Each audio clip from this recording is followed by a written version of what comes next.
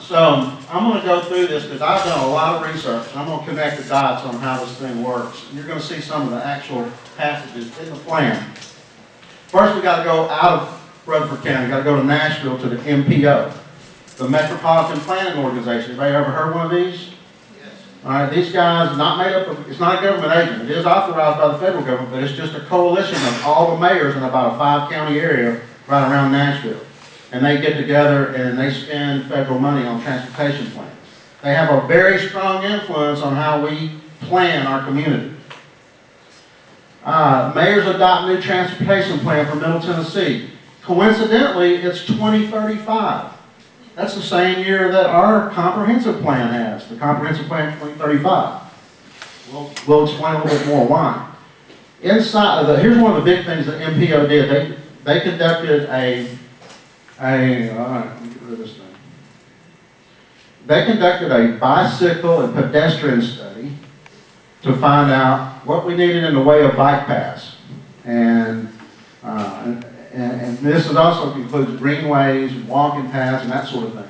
Rutherford County, by the way, was out of this MPO, we're the first county to actually put the greenway in. Back in 1994, that's when they started working on it. We've been working on it longer than the other 5 counties. And the MPO is tied directly to Fed, HUD, and DOT. They offer all these funds, and so they tend to fall in lockstep with what these guys want.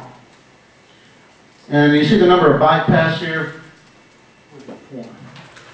Davidson has the, okay, the blue is your bike routes. Davidson has about 48 miles. We've got about 12. We've got about 21 miles of greenway. So you can see there's about 100 miles of bike path up there. That thing keeps popping up.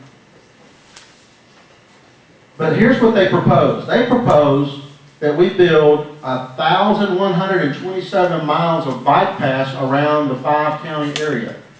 So that'd be about 200 miles per county if you want to average it out.